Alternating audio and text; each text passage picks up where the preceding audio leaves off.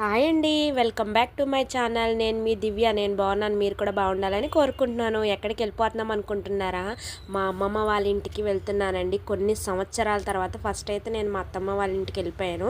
అక్కడి నుంచి fresh up అయిపోయి మా మావయ్య వాళ్ళు సామాన్లు అంతా వేసుకొని గృహప్రవేశం ఉండిందనమాట. ఇంకా అందుకని చెప్పి మేమైతే నా ఆటోలో పిక్ చేసుకొని తీసుకెళ్తున్నారు. మా ఊరికి పెట్టిందే పేరు కలంకారీ ఫ్యాబ్రిక్. అంతా చూసారా ఎలా ఆరబెట్టారో.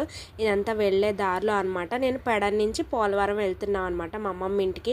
కొన్ని సంవత్సరాల తర్వాత ఆఫ్టర్ లాంగ్ టైం నేను మా అమ్మమ్మ ఇల్లు చూడబోతున్నాం. మేము అందరం ఫుల్ ఎగ్జైట్మెంట్గా ఉన్నాము. నా బాబుకి మా ఆయనకి కూడా తెలియదు మా అమ్మమ్మ వాళ్ళ ఇల్లు లేదని. మా హస్బెండ్ అయితే రాలేదు, హాలిడేస్ లేవని. నేను మా బాబుని తీసుకొని మా చెల్లి మేమందరం వెళ్ళాము. మా అత్తమ్మ వాళ్ళు ఒక ఆటోలో కొన్ని సామాన్లు వేసుకొని, మేము కొన్ని సామాన్లు వేసుకొని పెడ నుంచి పోలవరం అయితే వెళ్తున్నాం. వెళ్ళే దారిలో చూసారా గ్రీనరీ ఎంత బాగుందో. మా అమ్మమ్మ వెళ్ళే దారిలో గొర్రెలు కూడా మా అమ్మమ్మ వాళ్ళ ఇంటి దగ్గర అది తీసుకెళ్తున్నారనమాట. గొర్రెలు మేపుతున్నారనమాట. ఇంకా అది కూడా చాలా బాగా అనిపించింది. ఇవన్నీ చాలా అంటే చాలా మిస్ అయ్యేది. వరకు సమ్మర్ హాలిడేస్ వస్తే అమ్మమ్మ ఇంటికి వెళ్ళిపోయేవాళ్ళ అన్నయ్య నేను. అలాగే ఇప్పుడు కొన్ని సంవత్సరాల తర్వాత మా అమ్మమ్మ ఇంటికి వెళ్తున్నాను అనమాట. ఫుల్ హ్యాపీనెస్తో ఉన్నాను.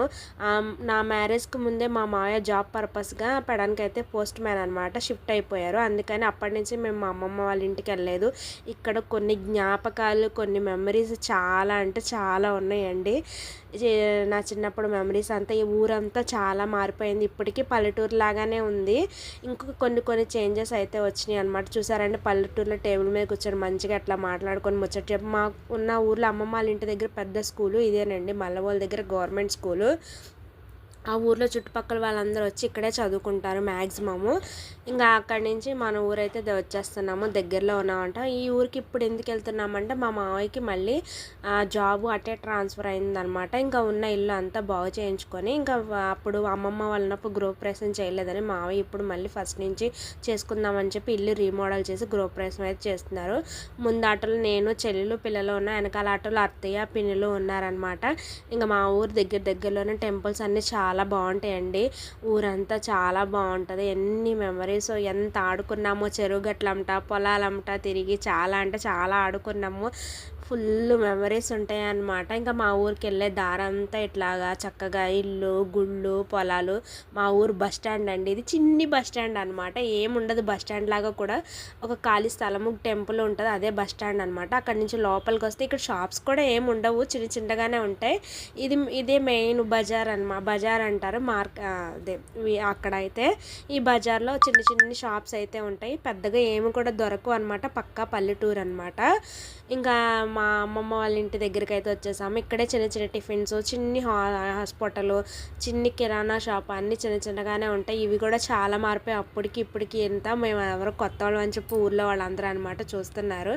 ఇంకా మా అమ్మమ్మ ఇంటి దగ్గరలో అయితే వచ్చేసాము. ఇక్కడ మా మేనత్త ఇల్లు ఉంటుంది పక్కన. అక్కడికి కూడా పోయి ఆడుకుంటూ ఉండేవాళ్ళు. అది కూడా ఇప్పుడు చాలా మారిపోయింది. అదేనండి, ఒకప్పుడు ఇళ్ళన్నీ అంతా బాగుంటాయి. ఇప్పుడు అంతా అక్కడ ఎవరు ఉండట్లేదు. అంత పల్లెటూరులో ఇప్పుడు చదువుకొని జాబుల నిమిత్తం అలా వెళ్ళిపోతున్నారు కదా. చూసారు కదండి ఇల్లు అయితే ఎలా ఉన్నాయో.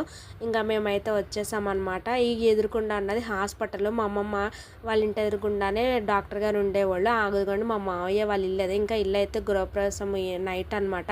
ఇంకా పక్కనే కళ్యాణ మండపం కాబట్టి మాకు ప్లస్ పాయింట్ అయింది. ఇంకా సామాను అంతా అక్కడ పెట్టేసుకొని, లగేజెస్ అంతా అక్కడ పెట్టుకొని రెడీ అయిపోయి ఈవినింగ్ అయితే మేము గృహప్రవేశ పూజకి అయితే అక్కడికి వెళ్ళామన్నమాట. ఆఫ్టర్నూన్ వెళ్ళి కడిగి ముగ్గులు అయితే పెట్టాము. ఇంకా కళ్యాణ మండపంలో సామాన్లు అయితే షిఫ్ట్ చేస్తున్నాము అనమాట.